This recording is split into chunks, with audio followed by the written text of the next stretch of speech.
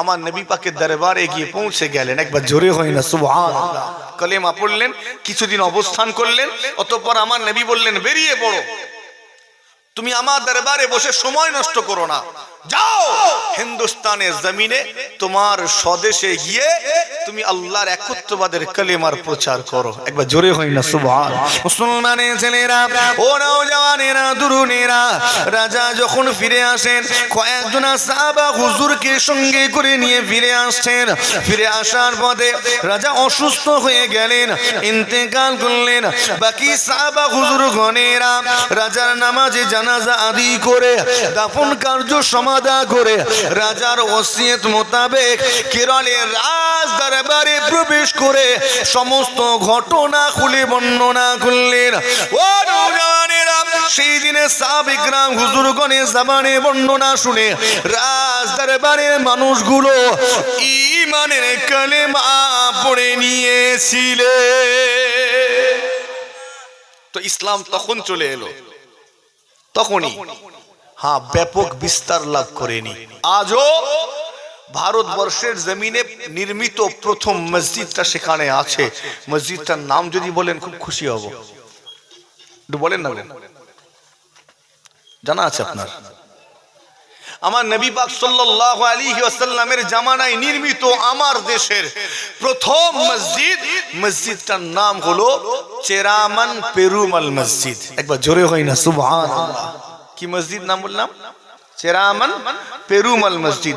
গুগলে গিয়ে সার্চ করলে পেয়ে যাবেন, পেয়ে যাবেন তথ্যটা যে ভারতবর্ষের প্রথম মসজিদটির নাম কি, সার্চ করলে পাবেন। তো ইসলাম তখন এসে গেছে ওই কেরলের রাজদরবারে এবং তার আশেপাশে মুষ্টিমেয় কিছু মানুষের মধ্যে ইসলাম ছিল। তখন ব্যাপক ছড়িয়ে যায়নি, ব্যাপক ছড়িয়ে গেল কার জামানায়?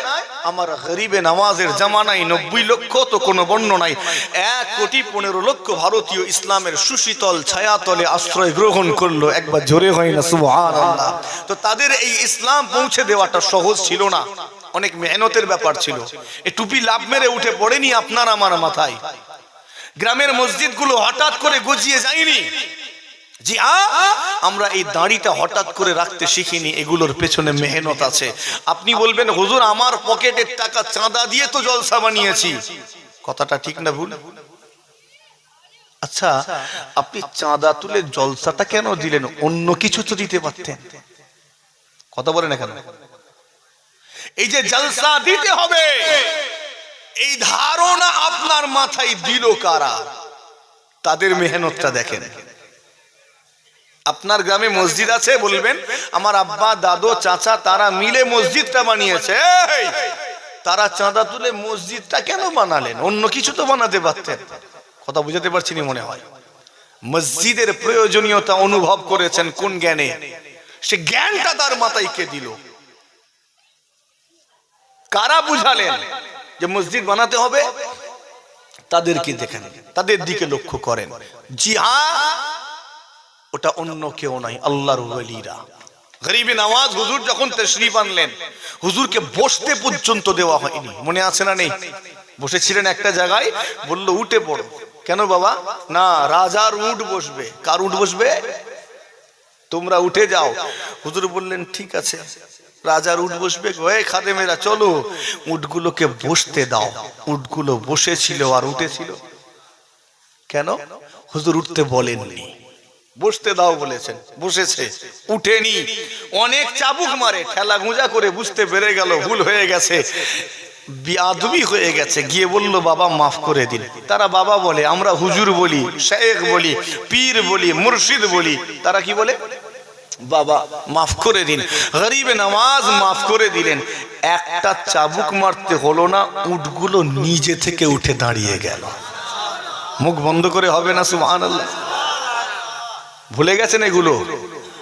যুবক, যে বক্তার বক্তব্য শুনে তুমি গলে যাচ্ছ, সে বক্তা ইসলাম পৌঁছে দেয়নি তোমার কাছে। গরিবে নামাজ হুজুর পানি আনতে পাঠিয়েছেন, পানি পর্যন্ত বন্ধ করে দিয়েছে। মনে আছে না নেই? কেন বাবা, কি দোষ করেছি? না, উপর থেকে নিষেধ আছে, তোমাদের পানি দেওয়া যাবে না। হুজুর বললেন বাবা 1 মাসকে পানি তো দাও। সেই দিনে ওই বাপের বেটা আমার গরিবে নামাজ এক মশক পানি নিয়ে পুরো আজমের বাসীকে নাকানি চুবানি খেয়ে ছেড়েছেন। একবার জোরে হয় না সুবহানাল্লাহ। ভুলে গেছেন? পাথর ছুঁড়ে দিল। আজও আপনারা গিয়ে দেখেন না দেখেননি? আজও তো গিয়ে দেখেন। আজকে সেই গরিবে নামাজের মাজারে হাত দিতে যাচ্ছে, সেই গরিবে নামাজের মাজারে কামড় বসাতে যাচ্ছে। সব জায়গায় কামড় বসাতে যেও না, দাঁতগুলো খুঁজে পাবে না। কথা ঠিক বলছি না ভুল গো? তুমি জানো তুমি কার মাজারে কামড় বসাতে যাচ্ছ? আল্লাহ তাকে হিন্দুস্তানের শাহেনশাহ করেছেন, শাহেনশাদের শাহেনশাহ বানিয়েছেন। একবার জোরে হয় না? আর একটু জোরে হয় না? যে গরিবে নামাজের মাজারে হাত দিতে যাচ্ছ, মুঘল আমলের সমস্ত রাজা বাদশাহ সব কটা ওই গরিবে নামাজের দরবারে গিয়ে বসে থাকতো। কোন সমস্যায় পড়েছে, কোথায় যাব? চলো আমার খাজা পীরের কাছে যাই। কথা ঠিক না ভুল? আমার গরিবে নামাজের কাছে যাই। গেল, দোয়া চাইলো, আল্লাহ তোমার গরিবে নামাজের খাতিরে হেফাজত করো। আমার আল্লাহ গরিবে নামাজের খাতিরে সেই সময়কার রাজা বাদশাহ ওই সমস্ত বড় বড় শাসকদের বড় বড় কঠিন কঠিন সমস্যার সমাধান করে দিয়েছেন। একবার জোরে হয় না সুবহানাল্লাহ। তো তারা ভাবলো আমার পীরের দরবারে এসেছি, আমি খেদমত করব। কি করব? একটু খেদমত করব। তো কি খেদমত করব? একটা মসজিদ বানিয়ে দেই, একটু গেট বানিয়ে দেই। শাহজাহানি মসজিদ আছে না নেই? গেটগুলো দেখেননি? তারা গিয়ে খেদমত করেছে হুজুরের। অতঃপর এদের রাজত্ব তোমাদের পছন্দ হলো না। কথাটা একটু খারাপ লাগছে, কিন্তু বাস্তব এটা। এরা রাজত্ব করবে না সিংহাসনে বসে, এটা অনেকের পছন্দ হলো না সেই সময়।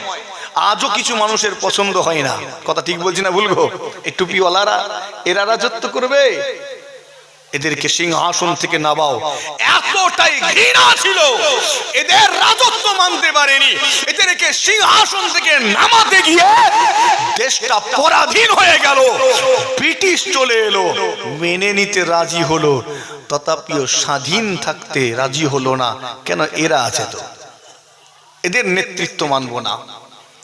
ব্রিটিশ চলে এলো, ব্রিটিশ সরকারের আমলা গামলা প্রশাসন তারাও দেখি আমার গরিবে নামাজের দরবারে যায়। একবার জোরে হয় না সুবহানাল্লাহ? আমি ঠিকঠাক বলছি তো নাকি? অতঃপর মেহনতের পরে, অনেক পরিশ্রমের পরে আল্লাহ স্বাধীনতা দিলেন। আমরা স্বাধীনতার স্বাদ পেলাম। স্বাধীনতা পাওয়ার পরে এই স্বাধীন ভারতের প্রধানমন্ত্রী, রাষ্ট্রপতি, রাজ্যের মুখ্যমন্ত্রী, আমলা গামলা, এমএলএ, এমপি তারাও দেখি ওই গরিবে নামাজের মাজারে যায়। একবার জোরে হয় না সুবহানাল্লাহ? তো তিনি হলেন না শাহেনশাদের শাহেনশাহ? কথা বলে না কেন? হ্যাঁ, তো তার মাজারে গিয়ে হাত দিতে যাচ্ছে। সব জায়গায় কামড় বসাতে যেওনি। মনে রেখো, একটা মসজিদ নিয়েছো, আল্লাহ 100টা মসজিদ বানিয়েছেন। একবার জোরে হয় না? বুঝাতে পারলাম না? মনে হয় বুঝাতে পেরেছি। যে ব্যক্তিটা প্রথম বাবরিতে শাবল মেরেছিল, বাবরি মসজিদে প্রথম যে ব্যক্তিটা শাবল মারলো, আল্লাহ ওই একজনকে দিয়ে এই ভারতের জমিনে কটা মসজিদ বানালেন? 100টা মসজিদ। গেল কটা? আর আল্লাহ বানিয়ে নিলেন কটা? কথা বুঝতে পারছেন নি? আল্লাহর মার কোন দিক থেকে আসে, কিভাবে আল্লাহ কি করেন দেখতে পাওনি? আমেরিকায় কি হচ্ছে? হ্যাঁ, সব ফেল। হেলিকপ্টার, উড়োজাহাজ, যুদ্ধ বিমান সব থেকে পানি ছাড়ছে, গ্যাস ছাড়ছে, যাতে আগুনটাকে নিবানো যায়। শত চেষ্টা করেও যখন পেরে উঠলো না, তখন ওই মসজিদের ইমাম আর মুয়াজ্জিন গুলোকে গিয়ে দাঁড় করিয়ে দিয়ে বলছে, একটু আজান দাও। একবার জোরে হয় না? ঠিকঠাক বলছি তো নাকি গো? একদম তো জ্বলন্ত উদাহরণ। সব কটাকে দাঁড় করিয়ে দিয়ে বলছি তো আজান দাও। ওরাও জানে আল্লাহ এদের আজানটাকে এমন করেছেন, আজান দিলে আল্লাহ বালা মুসিবত বিপদ আপদ থেকে হেফাজত করেন। একবার জোরে হয় না? আমার কথা খারাপ লাগছে? তো তারা অনেক মেহনত করে আমাদের কাছে কালেমা পৌঁছে দিয়েছেন, অন্য কেউ বা কারোর বাপ পৌঁছে দেয়নি। মুসলমানের ছেলেরা, ও নওজওয়ানেরা, তরুণেরা, আমার মুরব্বিয়ানেরা, এই আলোচনাটা জরুরি ছিল মনে করলাম, এই জন্য একটু আলোচনা রাখলাম। কেননা বর্তমান যুব সমাজ আল্লাহর ওলিদের অবদানটা ভুলে যেতে বসেছে। এরা মনে করেছে ইসলাম হেলিকপ্টারে করে উড়োজাহাজে করে এসেছে আমাদের দেশে, কথা বুঝছেন নি? পানির জাহাজে করে এসেছে নাকি? না, আল্লাহর ওলি বান্দাগণেরা অনেক মেহনত করে, অনেক পরিশ্রম করে আপনার আমার কাছে ইসলামটাকে পৌঁছে দিয়েছেন। ও নওজওয়ানেরা, জিজ্ঞাসা করি, আজকের এই 2025 সালের শুরুর দিকে যখন আমার দেশে কোনো জায়গায় অঘটন ঘটে, ঝামেলা লেগে যায়, অন্যান্য ধর্মাবলম্বী মানুষের গ্রামের মাঝখান দিয়ে যেতে আপনার ভয় লাগে কিনা লাগেনি? হ্যাঁ, একটু ভয় লাগে না? বুকটা কেঁপে ওঠে না? না জানি আল্লাহ কি হবে, আটকাবে নাকি? কথা ঠিক বলছি না ভুল বলছি গো? কত সাল? 2025। আজকের ডেটে যখন আপনি 14%, কত শতাংশ ভারতে, তখন আপনার যেতে বুকটা মাঝে মাঝে কাঁপছে। আর গরিবে নামাজ হুজুর কখন আসছেন? যখন এই দেশে মুসলমান জিরো বললে ভালো হয়, জিরো নেই বললেই। তো সেই সময় হুজুর তাশরীফ আনছেন, হুজুরের বুকটা সেই দিন কাঁপেনি। কেন জানেন? কেননা তাওয়াক্কাল আলাল্লাহ, আল্লাহর উপরে ভরসা ছিল। একবার জোরে হয় না সুবহানাল্লাহ? জি হ্যাঁ, আপনার আমার নেই, তাই তো এই অবস্থা। ভালো করে বুঝবেন আমার কথাটা। এই ইসলাম পৌঁছে দেওয়া সব সময় আবার কঠিন ছিল না, মাঝে মাঝে সহজও ছিল। আচ্ছা, এই মুহূর্তে বাইরে থেকে কেউ যদি আপনার এখানে চলে আসে, আমেরিকা থেকে কেউ আসে, আপনারা গোল করে তাকে ঘিরে দেখবেন না দেখবেন নি? চীন থেকে একটা নাক চ্যাপটা বেঁটে লোক যদি চলে আসে, দেখবো নি আমরা? কথা বলে না? আল্লাহর ওলি বান্দা গণেরা যখন আমাদের এলাকায় তাশরীফ আনলেন, আমাদের পূর্বপুরুষেরা, তখন তাকে গোল করে ঘিরে ধরলো। তাকে দেখে এরা খুশি। কেন? সুন্দর সাদা ধবধবে একটা পাগড়ি, বড় সাদা ধবধবে দাড়ি, জুব্বা পরিহিত মানুষটাকে দেখেই তো এরা খুশি। একবার জোরে হয় না? আল্লাহর ওলিরা এই সুযোগটা কাজে লাগালেন। এসেছে যখন একটু কথা শোনায়, আল্লাহ রাসূলের কথা শোনালেন, কোরআন ও হাদিসের কথা শোনালেন। এতক্ষণ দেখে খুশি ছিল, এবার আলোচনা শুনে মুগ্ধ হয়ে গিয়ে নিজেকে আর কন্ট্রোল করতে পারিনি, হাতটা বাড়িয়ে দিয়ে বলল, হুজুর আমাদেরকে কালেমাটা পড়িয়ে দিন। জোরে হয় না সুবহানাল্লাহ? আজকে আমি বাজার করতে আসিনি, ওটা আছে, আল্লাহ দিয়েছে। আমার উদ্দেশ্য হলো বোঝানো। 1.5 ঘন্টা কি 2 ঘন্টা যতক্ষণ থাকবো, যেন আমার আলোচনাটা আমি বুঝাতে পারি। কালকে সকাল হলে বলবে, মুশফিকিন সিদ্দিকী ওয়াজ করলো, কি বললো বলতো? হেভি ওয়াজ করেছে, কিন্তু কি বললো বুঝতে পারলো না, তো বেকার হয়ে গেল। মুসলমানের ছেলেরা, ও নওজওয়ানেরা, তরুণেরা, আমার মুরব্বিয়ানেরা, আল্লাহর ওলি বান্দাগণেরা, সবার আগে আপনার আমার এলাকায় তাশরীফ আনলেন, আপনাকে আমাকে কালেমা পড়ালেন। আমি আপনি তাদের হাতে হাত দিয়ে কালেমা পড়ে নিলাম।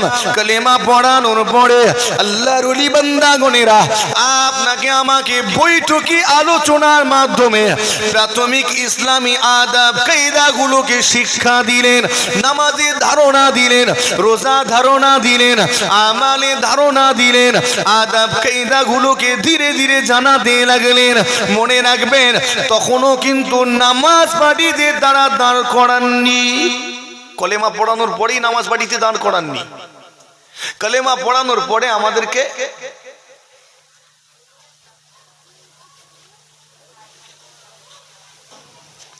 কালেমা পড়ানোর পরে আমাদেরকে প্রাথমিক আদব কায়দাগুলো শিখিয়েছেন।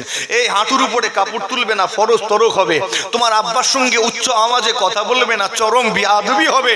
মুরব্বীদের মাঝখানে পায়ের উপরে পা তুলে নাচাবে না, এটা বিআদবি। এই শিক্ষাগুলো দিলেন। প্রথমে কি দিলেন? আদব দিলেন। কি দিলেন? আদব দিলেন। আর নামাজের ধারণা দিলেন। বাবা 5 ওয়াক্ত নামাজ পড়তে হবে, 1 মাস রোজা রাখতে হবে। তখনও কিন্তু নামাজ পড়াননি, রোজাও রাখাচ্ছেন না। কেন জানেন? আগে পরিবেশ তৈরি করছেন। তারা জানেন এক বৈঠকে পরিপূর্ণ হেদায়েত পাওয়াটা সম্ভব নয়। আমি যদি মনে করি আজকে যে কটা মানুষ এখানে বসেছেন, আমার এক আলোচনায় আপনারা সবাই 5 ওয়াক্ত নামাজি হয়ে যাবেন, আমার মতো বড় বোকা দুনিয়ায় আর দুটো নেই। কেননা এটা বাস্তব। এক বৈঠকে পরিপূর্ণ হেদায়েত পাওয়া যায় না, এটা ধীরে ধীরে একটু একটু করে পাওয়া যায়। কথা ঠিক বলছি না ভুল গো? যদি একদিনেই হেদায়েত হয়ে যেত তাহলে আল্লাহ কুরআন শরীফটাকে 23 বছর ধরে নাজিল করতেন না, একদিনই নাজিল করে দিতেন, যা হেদায়েত হয়ে যায়। কথা ঠিক বলছি না ভুল গো?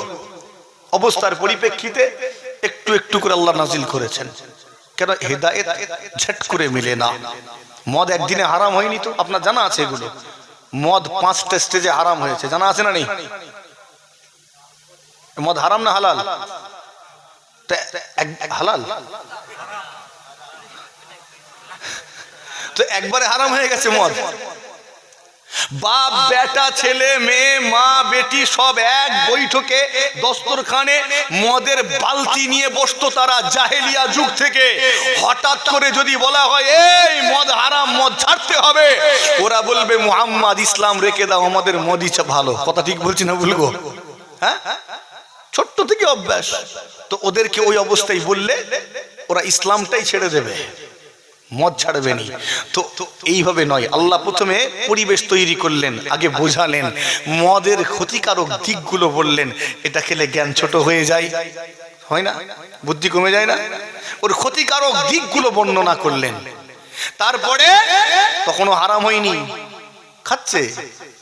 এবারে একদিন বললেন লা তাকরাবুস সালাত ওয়া আনতুম সুকারা, তোমরা মদ্যপ অবস্থায়, নেশাগ্রস্ত অবস্থায় নামাজের ধারে কাছে যেও না। তখনও ডাইরেক্ট হারাম হয়েছে? কথা বলেন?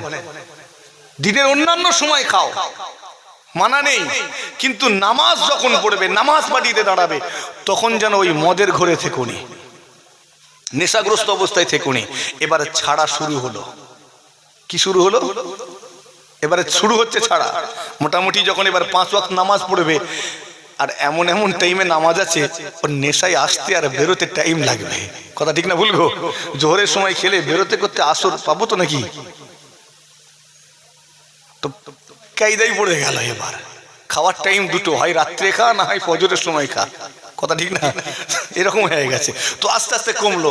পরিবেশ যখন তৈরি হয়ে গেল, এবারে আল্লাহ পাক একদিন বিধান নাজিল করলেন, ইয়া আইয়ুহাল্লাযীনা আমানু ইন্নামাল খামর। আল্লাহ এখানে 4টে বিষয় বলেছেন, মদটাকে এখানে হারাম করে দিলেন চিরতরে। একবার জোরে হয় না সুবহানাল্লাহ? যখন মদ হারাম হলো, কোন সাহাবা দস্তরখান সাজিয়েছেন খাবেন বলে, এমন অবস্থায় খবর গেল মদ হারাম হয়ে গেছে, ধরলেন দস্তরখান, খেঁচ মারলেন, সব উল্টে পড়ে গেল। জোরে হয় না সুবহানাল্লাহ? কেউ গ্লাস নিয়েছেন খাবেন বলে, শুনলেন মদ হারাম, ওইখান থেকেই ছুঁড়ে ফেলে দিলেন। কেউ 2 ঘট খেয়ে নিয়েছেন, বাকিটা মুখে আছে আর গ্লাসে রয়েছে।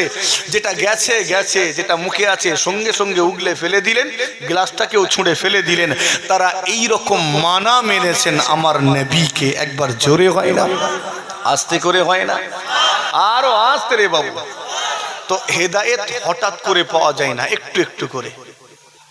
আল্লাহর ওলিরা জানেন এখনই নামাজ পাঠিতে দাঁড় করালে এরা ছিটকে পালাবে। এই জন্য আগে পরিবেশ তৈরি করলেন, মোটামুটি রেডি। এবার হুজুর কেবলাগণ এলাকায় এলাকায় মসজিদ বানাতে শুরু করলেন। একবার জোরে হয় না? ঠিকঠাক বলছি তো নাকি? আপনার গ্রামের আশেপাশে এলাকায় আজও দেখতে পাবেন আল-গাজরা ছোট হুজুর পীর কেবলা রাহমাতুল্লাহ আলাইহির মসজিদ রয়েছে, যেটা তিনি ভিত দিয়ে গিয়েছেন। এখন আপনি ভালো করে অনুসন্ধান করলে কাইয়ুমুজ্জামানের হাতের ভিত দেওয়া মসজিদটা দেখতে পাবেন। আপনার এলাকায় দেখতে পাবেন স্বয়ং মুজাদ্দিদুজ জামান হুজুর কেবলার হাতের ভিত দেওয়া মসজিদটা আজও মাথা উঁচু করে দাঁড়িয়ে রয়েছে। আল্লাহর ওলি বান্দাগণেরা এলাকায় এলাকায় গিয়ে মসজিদ বানাতে লাগলেন। বাড়ির ছেলেগুলো সেখানে গিয়ে নামাজ আদায় করবে, কিন্তু নামাজের নিয়ম তারা জানে না। হুজুর কিবলাগণ শিখিয়ে দিলেন, এই তুমি মসজিদে যাও, আল্লাহ পাকের নামাজটা আদায় করো। নামাজের নিয়ম জানো না, তুমি সুবহানাল্লাহ সুবহানাল্লাহ সুবহানাল্লাহ বলে সিজদা করো। আমার আল্লাহ পাক বড় দয়াময়, তোমার এই সুবহানাল্লাহ সুবহানাল্লাহ বলে পড়া নামাজটা বারগাহে ইলাহিতে কবুল করে নিবে। এটার পেছনে তাদের উদ্দেশ্য ছিল, হিকমত এর পেছনে ছিল, আগে সিজদা করাটা শেখো। আগে কি শেখো? যাও তুমি আগে সিজদাকারীদের অন্তর্ভুক্ত হও। নামাজের নিয়ম তো তুমি জানো না, গিয়ে সুবহানাল্লাহ বলে সিজদা তো দেবে, কথা ঠিক না ভুলবো? আজকের অনেক যুবক আছে, অনেকে আমরা নামাজের নিয়ম জানি না বলে নামাজ পড়তে পারি না, কথা ঠিক না ভুল? মাঝে মাঝে ইচ্ছা যায় যে কি পড়বো, জানি না তাই পড়তে পারি না। অনেকে কোরআন শরীফ তেলাওয়াত করতে জানি না বলে তেলাওয়াত করা হয় না। যদি তেলাওয়াত করতে জানতো বছরে একটা দিন হলেও তেলাওয়াত করতো, অন্তত রমজান মাসে তো তেলাওয়াত করতো, কথা ঠিক না ভুল? কিন্তু অনেকে জানি না বলে করি না। তো আল্লাহর ওলিরা আগে আমাদেরকে মসজিদের সঙ্গে সম্পর্ক তৈরি করালেন, তার পাশেই খুলে দিলেন মক্তব, নামাজের জ্ঞানটা ওখান থেকে পাবে। একবার জোরে হয় না সুবহান?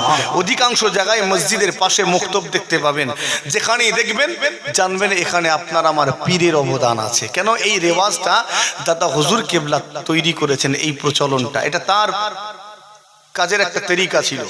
মসজিদের পাশেই খুলে দাও মক্তব, বাচ্চা বেলায় মসজিদে এই মক্তবে যাবে আর খেলতে খেলতে একবার মসজিদে উঠে যাবে। মসজিদের সঙ্গে সম্পর্ক তৈরি হবে না, হবে নি? হিকমতটা বুঝতে পারছেন? জিজ্ঞাসনে রেখে দিন, বাড়ির ছেলেগুলো মক্তবে যাওয়া শুরু করলো। এখানে হুজুর কিবলা গণেরা বিভাগ বাড়িয়ে দিলেন, কোরআনিয়া বিভাগ, কিরাআতিয়া বিভাগ, হাফেজিয়া বিভাগ। বাড়ির ছেলেগুলো কোরআনিয়া মাদ্রাসায় গিয়ে কোরআন শরীফ তিলাওয়াত করা শিখলো। কিরাআতিয়া মাদ্রাসায় গিয়ে নির্বাচিত কিছু অংশকে বেছে নিয়ে কিরাআত করে নামাজটা আদায় করা শিখে গেল।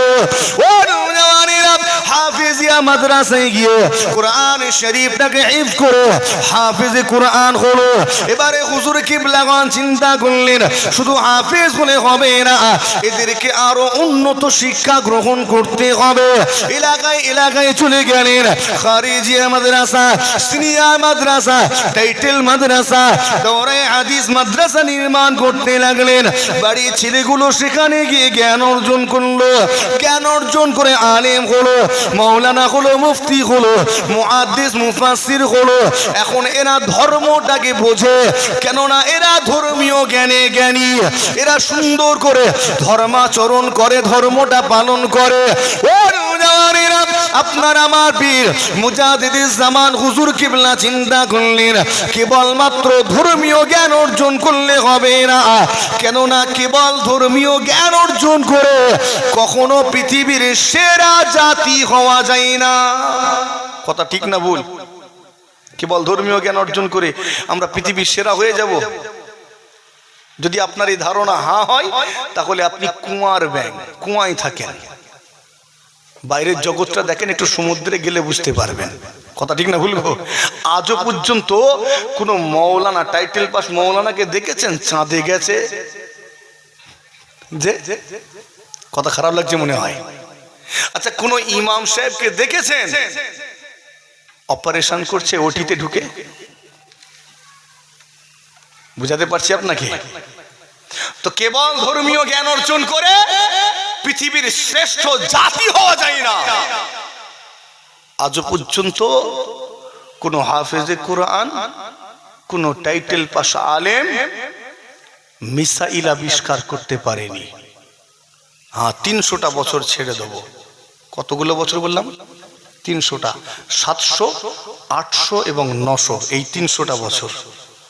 কেননা এই সময় মোবাইলে সার্চ করলেও আপনি পাবেন পৃথিবীর সর্বশ্রেষ্ঠ বিজ্ঞানী মুসলমান, গবেষক, আবিষ্কারক, ডাক্তার, সব মুসলমান। 300টা বছর ধরে এরা ওই শ্রেষ্ঠ আসনটা দখল করে রেখেছিল।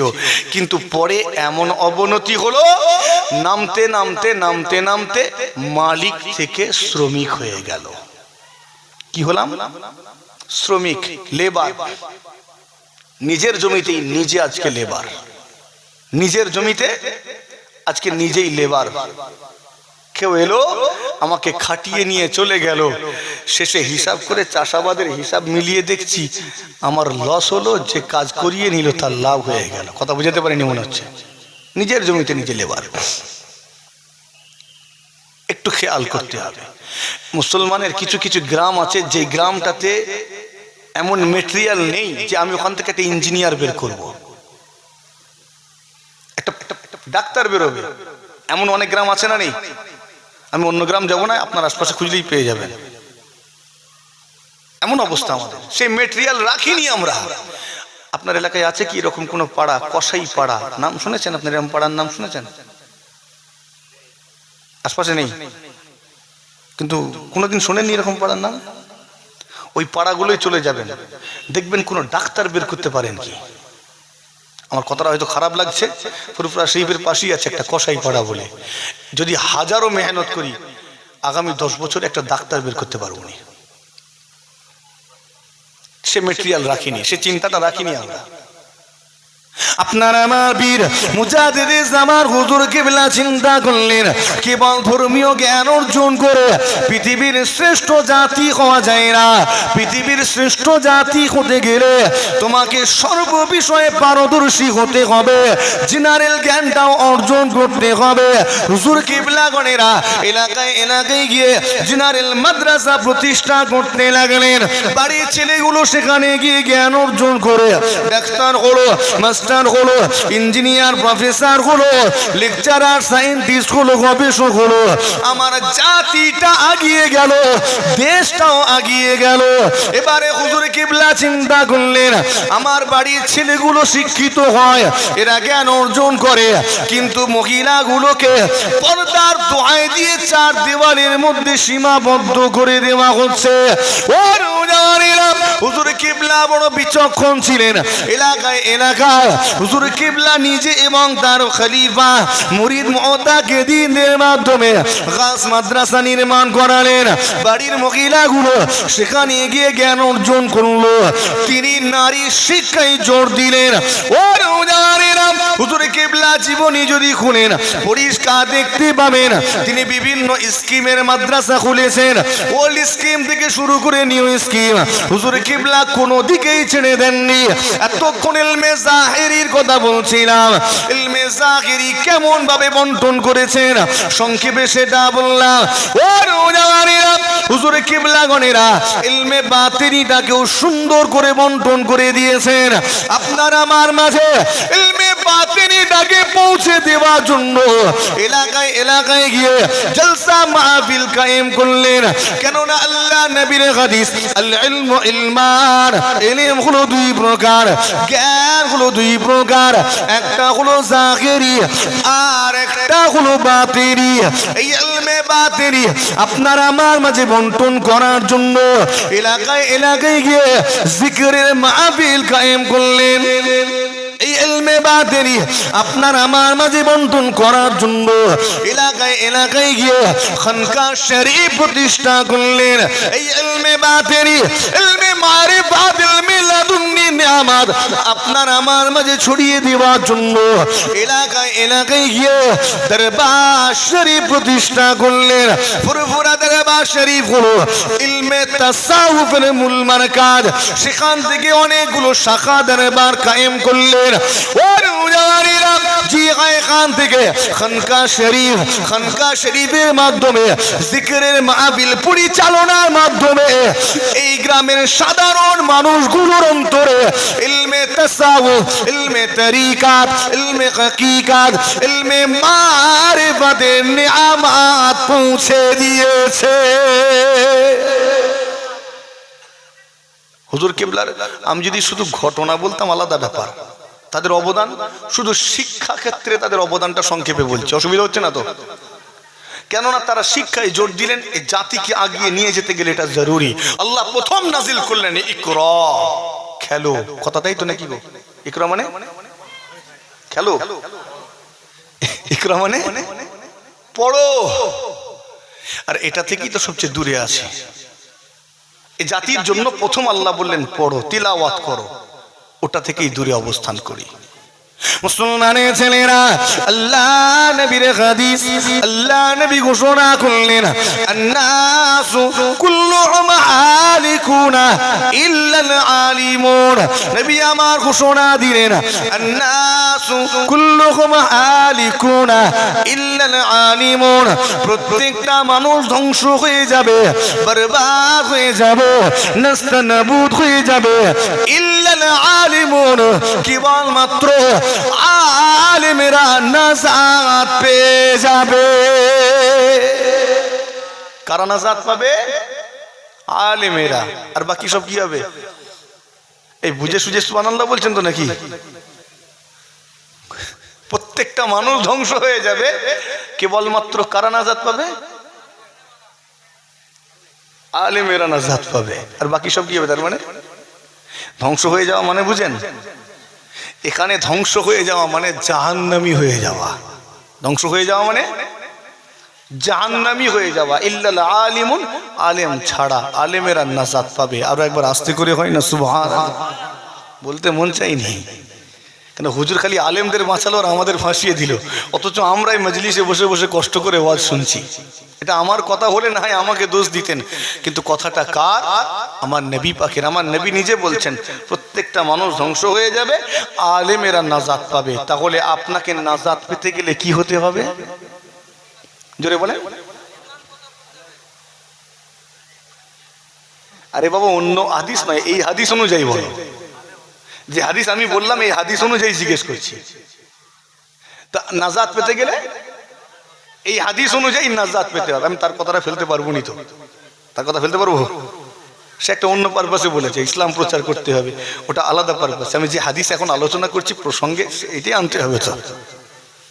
তো এই হাদিস অনুযায়ী নাজাত পেতে গেলে আলেম হতে হবে, কেননা বাকি সব ধ্বংস হবে, আলেমেরা নাজাত পাবে। আস্তে করে,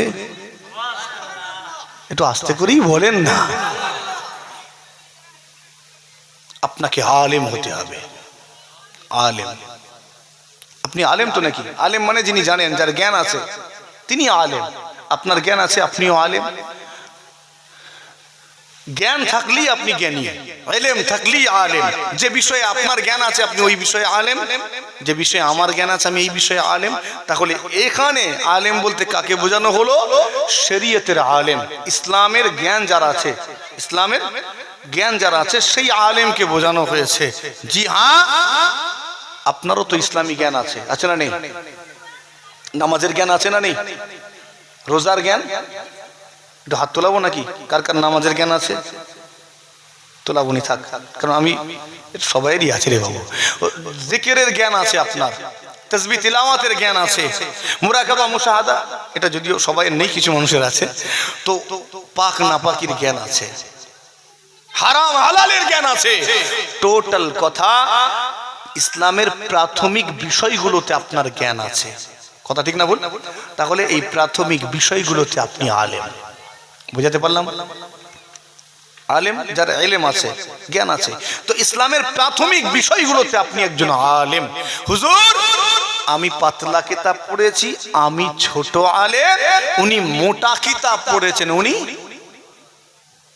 মোটা আলেম, বড় আলেম। উনি বড় কিতাব পড়েছেন, বড় আলেম। আমি ছোট কিতাব পড়েছি, আমি ছোট আলেম। আপনিও একজন, এটা বাঁচানোর চেষ্টা করছি আর কি।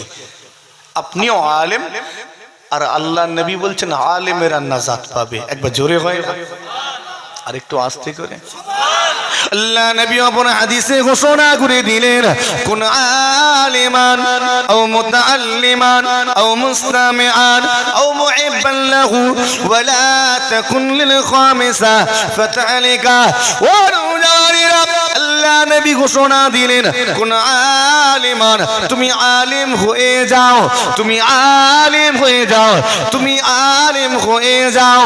যদি তুমি আলিম হতে না পারো, আও মুতাআল্লিমান, তালিব ইলম, আলেমের ছাত্র হয়ে যাও।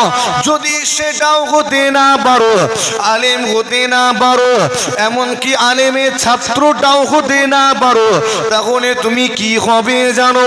আল্লাহ নবী ঘোষণা দিলেন, ও মুস্তামিআন, তুমি আলেমের শ্রোতা হয়ে যাও। কটা হলো? তিনটি।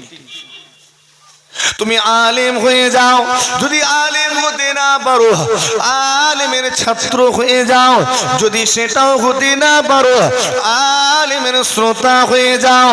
যদি তুমি সেটাও হতে না পারো, তুমি ছোটবেলায় কাজের চাপে বিদেশে চলে গিয়েছিলে, কাজের কারণে মজলিসে বসতে পারোনি, হাক্কানি আলেমের শ্রোতা হতে পারোনি, তাহলে তুমি কি বরবাদ হয়ে যাবে? আল্লাহ নবী বললেন, না না, তোমার জন্য রাস্তা খোলা রয়েছে। আও মুহিব্বান লাহু আও মুহিব্বান লাহু। এই ভাইজান হুজুর আসেন, তাকবীর, নারে তাকবীর, নারে তাকবীর।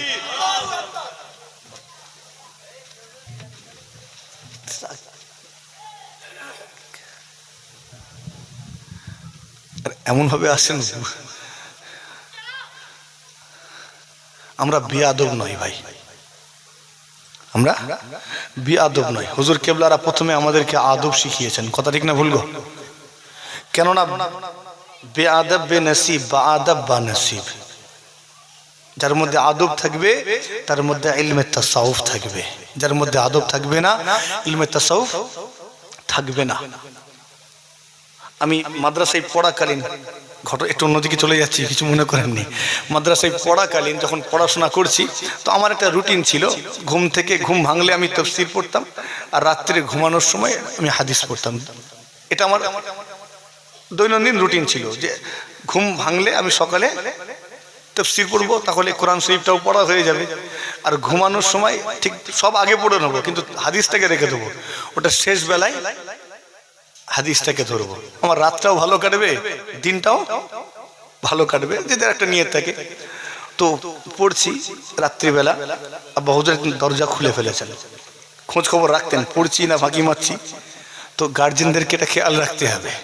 মাঝে মাঝে বসে ধরতেন, তো দরজা খুলেছেন, দেখেন আমি পড়ছি, তো আমার টুপিটা না ওই সব ছোট এরকম একটা কাঠের করা ছিল উঁচু মতো, তাতে রাখা আছে, বাড়িতে রাখা আছে, আর আমি পড়ছি। ঢাকনাটা মাথায় দাও না, এটা আদব নেই। তুমি কি পড়ছো এখন? হাদিস পড়ছি। তো মাথায় টুপিটা দিতে পারোনি? মনে রেখো, আদব যদি থাকে, যেগুলো পড়ছো এগুলো তোমার মধ্যে থাকবে।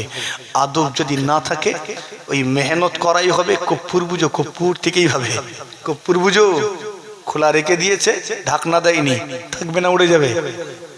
আমাকেও জিজ্ঞেস করছেন, এই থাকবে না উড়ে যাবে? উড়ে যাবে। তো ওই রকম মেহনত করবে, গাধার মতো খাটবে, কিচ্ছু টিকবে না, কিছুদিন পরে উড়ে যাবে। ঢাকনাটা দাও, যেটা পড়বে সেটা রয়ে যাবে। একবার জোরে হয় না সুবহানাল্লাহ? এগুলো আলাদা ব্যাপার। সাধারণ মানুষ এটা আবার কি এমন, যাদের মধ্যে আদব আছে তারা এগুলো বুঝবে। তো আমরা বেআদব নয়, আমরা আদবওয়ালা। আল্লাহ আমাদেরকে মুআদ্দাব রাখেন, বলি আল্লাহুম্মা আমিন, বলি না আল্লাহুম্মা আমিন। তো যেটা বলছিলাম, আল্লাহ নবী বললেন, আও মুহিব্বান লাহু, তোমরা আলেমকে কি করো? মুহাব্বত করো। চতুর্থ নাম্বার, আলেম হও অথবা ছাত্র হয়ে যাও, অথবা শ্রোতা হও, অথবা কি হও? আও মুহিব্বান লাহু, আলেমকে ভালোবাসো, মুহাব্বত করো, পিয়ার করো, তাহলে তুমি নাজাত পেয়ে যাবে। একবার জোরে হয় না? এরপরে বলছেন, ওয়ালা তাকুন লিল খামিসা, এই পঞ্চম দলের নাম লিখাবে না। কত নম্বর দল বললেন? পঞ্চম। এখানে পঞ্চম দল মানে বুঝতে পাচ্ছেন, এর বাইরে যেটা, এই চারটির বাইরে যেটা, আলেম, ছাত্র, শ্রোতা আর আলেমকে ভালোবাসা, কটা হলো? এই চারটের বাইরে যে উনি, চারটের বাইরে যেটা, সেটাই তো পঞ্চম দল। পঞ্চম দলে যেন নামটা লিখাবে না, তাহলে কি হবে? ফাতাহলিকা, তুমি ধ্বংস হয়ে যাবে, বরবাদ হয়ে যাবে, নাবুদ হয়ে যাবে, জাহান্নামী হয়ে যাবে। আল্লাহ আমাদেরকে এই চারটির মধ্যে রেখেছেন না রাখেননি? আছি না নেই? আমার নবী বললেন অন্তত একটা হয়ে যাবি। আমরা কটা হয়েছি? দুটো হয়েছি। আলেম হয়তো সেই অর্থে হতে পারিনি, হয়তো আলেমের ছাত্রটাও সেই অর্থে হতে পারিনি, কিন্তু আলেমের শ্রোতা তো হয়েছি। কথা ঠিক না ভুল গো? এই আমার মতো আলেমের শ্রোতার কথা বলছিনি, হাক্কানি আলেমের শ্রোতা। আপনি এয়ারপোর্টের কাছে দাঁড়িয়েছিলেন না? হ্যাঁ, আমি আসার পথে দেখছিলাম আপনাকে, ওনাকে দেখছিলাম ওখানে। তো আমরা 3 নাম্বারটা হয়েছি, আলেমের শ্রোতা। আমিও কোনো না কোনো সময় কোনো হাক্কানি আলেমের শ্রোতা হয়েছি। আপনারা কি ভাববেন জানি না, আমি একজন ভালো শ্রোতা। এরকম মজলিসে বসে বসে এখনো ওয়াজ শুনি। কেন? এই জায়গায় বসে ওয়াজ শোনার মজা আলাদা। আপনি যতই বড় হন যাই হন, এখানে ওয়াজ শোনা আর ওখানে ওয়াজ শোনা দুটো এক জিনিস নয়। আমরা তো মোবাইলে ওয়াজ শুনতে পাই, বলেন তো মোবাইলে ওয়াজ শোনা আর এখানে ওয়াজ শোনা এক হবে? মোবাইলে ওয়াজ শুনবো, জ্ঞান হবে, কিন্তু সওয়াব এখানে হেঁটে হেঁটে আসবো সওয়াব। একবার জোরে হয় না? ঠিক বলছি তো নাকি? প্রত্যেক কদমে, আবার প্রত্যেক কদমে 10টা নেকি পাবো, 10টা গুনাহ মাফ হবে, 10টি সম্মানকে আল্লাহ বাড়াবেন। একবার জোরে হয় না সুবহান? এখানে এসে বসবো, জান্নাতের বাগান, আল্লাহর রহমত বর্ষণ হচ্ছে, হচ্ছে না হয়নি? আমরা এখন আল্লাহর রহমত পাচ্ছি। জি হ্যাঁ, এটা বাড়িতে পাবো না, মোবাইলে পাবো না। এখন আল্লাহর ফেরেশতারা আমাদেরকে গোল করে ঘিরে রেখেছেন, বিশ্বাস হয়? হ্যাঁ, বিশ্বাস হয়। এটা বাড়িতে মোবাইলে পাবো? এই আমি বড় জ্ঞানী, আমি ওখানে যাবনি, আমি ঘরে শুনবো, মাইকে আওয়াজ যাচ্ছে না, পাবো? জি না। তো এই মজলিসগুলোর গুরুত্ব আল্লাহ কখনো কমতে দেননি। অতীতে যা ছিল আজও তাই আছে, আর কিয়ামত পর্যন্ত আল্লাহ এই মজলিসের গুরুত্বকে অটুট রাখবেন। একবার জোরে হয় না সুবহান? সৌভাগ্যবান যারা, যারা একটু বুঝবো তারা আসতে পারবো, যারা একটু অহংকারী হব আল্লাহ তাদের এখানে জায়গা দিবেন না, তাদের সেন্টিমেন্টে লাগবে। হে আমি এত বড় হয়েছি, ওইখানে গিয়ে চটে বসবো, কথা বুঝলেন নি? সেন্টিমেন্টে লাগবে। তোমার ওই সেন্টিমেন্ট তোমাকে নেকি সঞ্চয়ে বাধা দিচ্ছে, ওটার দরকার নেই। আমি এখনো বললাম তো, এখনো এইরকম মজলিসে বসে চটে বসে ওয়াজ শুনি। কেন? আমি জানি এটার একটা আলাদা মজা আছে।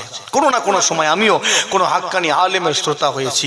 তো আমার নবী বললেন, আও মুস্তামিআন, তুমি আলেমের শ্রোতা হও, নাজাত পেয়ে যাবে। তৃতীয় নাম্বার। আর চতুর্থ নাম্বার বললেন না, আও মুহিব্বান লাহু, আলেমকে ভালোবাসো, নাজাত পেয়ে যাবে। একবার জোরে হয় না? আমাদের নসিবকে আল্লাহ অনেক বড় করেছেন। আমাদের নসিব অত খারাপ নয়। যদি খারাপ হতো তাহলে আল্লাহ আমাদেরকে মুসলমানের ঘরে পাঠাতেন না। যদি খারাপ হতো মুজাদ্দিদে জামানের নিকটে পাঠাতেন না। যদি আমাদের নসিবটা খারাপ হতো আল্লাহ আখেরি জামানার নবীর উম্মত করতেন না। যে নবীর উম্মত হওয়ার জন্য পূর্বের নবীগণ লালায়িত ছিলেন, দোয়া চেয়েছেন, আল্লাহ আমাকে রাসূল না করে, নবী না করে, পয়গম্বর না করে আখেরি জামানার নবীর উম্মত করলে বড় ধন্য হতাম। আল্লাহ আমাদেরকে না চাইতে সেই নবীর উম্মত করে আমাদের ধন্য করেছেন। জোরে হয় না? আর একটু জোরে হয় না? জি আল্লাহ আমাদের নসিব বড় করেছেন, কিন্তু আমাদের পছন্দ ওই পায়ের তলার জুতোর নিচের ওই ময়লাটা পছন্দ। আমাদের পছন্দ রুচি কোনটা? জুতোর নিচে যে ময়লা লেগে যায় না, ঘরোয়া ভাষা বলবো না, এরকম ভাষাই বলবো। জুতোর নিচে কি লেগে যায়? নাপাক জিনিস, ওটা আমাদের পছন্দ।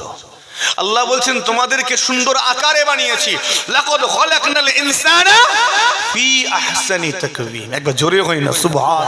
বানালেন সুন্দর আকারে, অবয়বে, কিন্তু ব্যবহার, আখলাক, চরিত্র, কথাবার্তা, বেশভূষা, আচার আচরণ অনুযায়ী আল্লাহ বলছেন সুম্মা রাদাদনাহু আসফালা সাফিলিন, নিচ থেকে নিচে পাঠিয়ে দিয়েছি।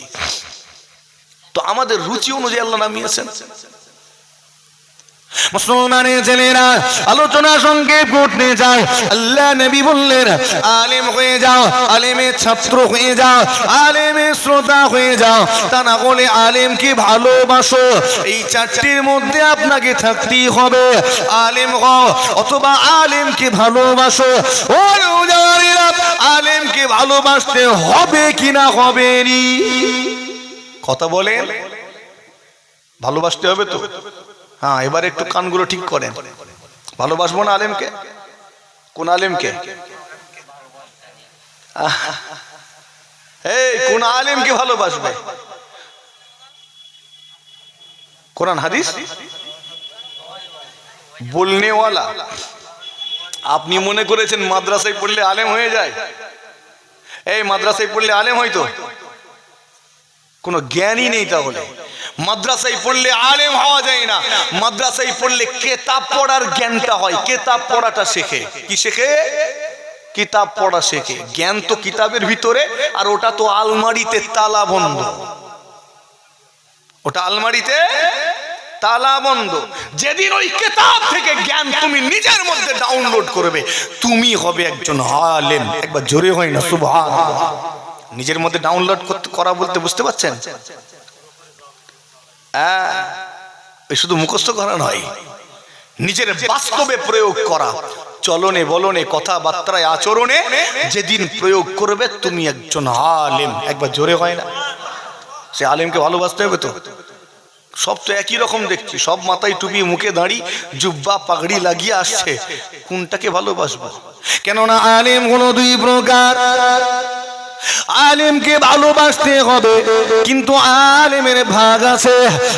আলেম হলো দুই প্রকার, একটা হলো খায়রুল উলামা আর একটা হলো শাররুল উলামা। একটা খায়রুল উলামা হাক্কানি আলেম, ভালো আলেম, নেক আলেম, আর একটা হলো শাররুল উলামা খারাপ আলেম, বদ আলেম, গুমরাহি আলেম। ওর জানেরা জিজ্ঞাসা করি বলুন তো, কোন আলেমটাকে ভালোবাসবেন? খায়রুল উলামা নেক আলেমকে নাকি শাররুল উলামা গুমরাহি আলেমকে? কাকে? খায়রুল উলামাকে, ভালো আলেমকে। এটাই তো নাকি গো? কেন ভালোবাসবে না জিজ্ঞেস করবো নি, তার আগে বলে দিয়েছি তো কেন ভালোবাসবো। আমার নবী বলেছেন, কথা ঠিক না ভুল? আবার কি কথা, ওটা জিজ্ঞেস করবো নি। ভালো আলেমকে ভালোবাসবেন এই মাত্র বললেন। আপনি চিনবেন কি করে কোনটা ভালো আলেম, কোনটা খারাপ আলেম, কোনটা খায়রুল উলামা, কোনটা শাররুল উলামা? একটু কথা বলেন। সব তো টুপি একরকম লাগিয়েছে, লেবাস একরকম, সব তো বাইরে সাইনবোর্ড একই রকম লাগিয়েছে, কথা ঠিক না ভুল গো? সব তো নামাজের কথা বলছে, রোজার কথা বলছে, জিকির বলছে, সব তো দেখি দাদা হুজুরের কথাই বলছে। কোন আলেমটাকে ভালোবাসবেন? চিনবেন কি করে কোনটা ভালো আর কোনটা খারাপ? কিছু আলামত আছে না নেই? কিছু লক্ষণ আছে না? যেমন নেক বান্দার কিছু আলামত আছে না, জান্নাতি বান্দার কিছু আলামত আছে না নেই? কথা বলে না তো। এরকম আলেমেরও আলামত আছে না, কি করে বুঝবেন? জি হ্যাঁ, শুনে রেখে আলেমকে অবশ্যই ভালোবাসতেই হবে। কেননা আল্লাহ নবী জানিয়ে দিলেন, আল উলামা ওয়ারাসাতুল আম্বিয়া।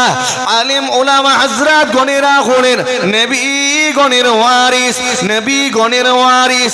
তাদেরকে ভালোবাসতেই হবে, কিন্তু কোন আলেমটাকে ভালোবাসবেন? খায়রুল উলামাকে নাকি শাররুল উলামাকে? তারা আমাদের কাছে একই রকমের পোশাক পরে আসে, একই রকমের কথা বলে, তাহলে বুঝবো কি করে? অবশ্যই কিছু আলামত আছে, কিছু নিদর্শন আছে, কিছু লক্ষণ রয়েছে। গুমরাহি আলেম কিভাবে চিনবেন? শাররুল উলামা কিভাবে চিনবেন? ও মুসলমানের ছেলেরা শুনে রেখে দিন, গুমরাহি আলেম কিভাবে চিনবেন? তাদের মুখের পানে তাকালে আপনার অন্তরের রুচিটা মরে যাবে। গুমরাহি আলেমের মুখের পানে তাকালে অন্তরের ভক্তিটা নষ্ট হয়ে যাবে, অন্তরের ভালোবাসাটা নষ্ট হয়ে যাবে। গুমরাহি আলেম কি করে চিনবেন? যার মুখের পানে তাকালে দুনিয়ার প্রতি আকর্ষণ বেড়ে যাবে, মনে রাখবেন সে হলো গুমরাহি আলেম। গুমরাহি আলেম কিভাবে চিনবেন? যার মুখের পানে তাকালে আখিরাতের আকর্ষণটা কমে যাবে, ওই আলেমটা হলো গুমরাহি আলেম। গুমরাহি আলেম। শাররুল উলামা কিভাবে চিনবেন? শাররুল উলামার মুখের ভাষাটা হবে কর্কশ, শাররুল উলামার মুখের ভাষাটা হবে কর্কশ। একটু খেয়াল করেন, শাররুল উলামা কিভাবে চিনবেন? তার অন্তরে কপটতা থাকিবে, মুনাফিকি থাকিবে। শাররুল উলামার অনেক আলামত আছে, অন্যতম একটা আলামত হলো সেই শাররুল উলামা কিভাবে চিনবেন? সে আপনাকে ধীরে ধীরে আমালগুলো থেকে দূরে সরাবে, নামাজ থেকে দূরে সরাবে, রোজা থেকে দূরে সরাবে, তাসবিহ তিলাওয়াত থেকে আপনাকে হাক্কানি দরবার থেকে দূরে সরাবে। জি শাররুল উলামা কিভাবে চিনবেন, গুমরাহি আলেম কিভাবে চিনবেন? সে আপনার অন্তর থেকে আল্লাহ, আল্লাহ রাসূলের, আল্লাহর ওলি বান্দাদের মুহাব্বতটাকে ধীরে ধীরে ধীরে ধীরে তুলে দেবে।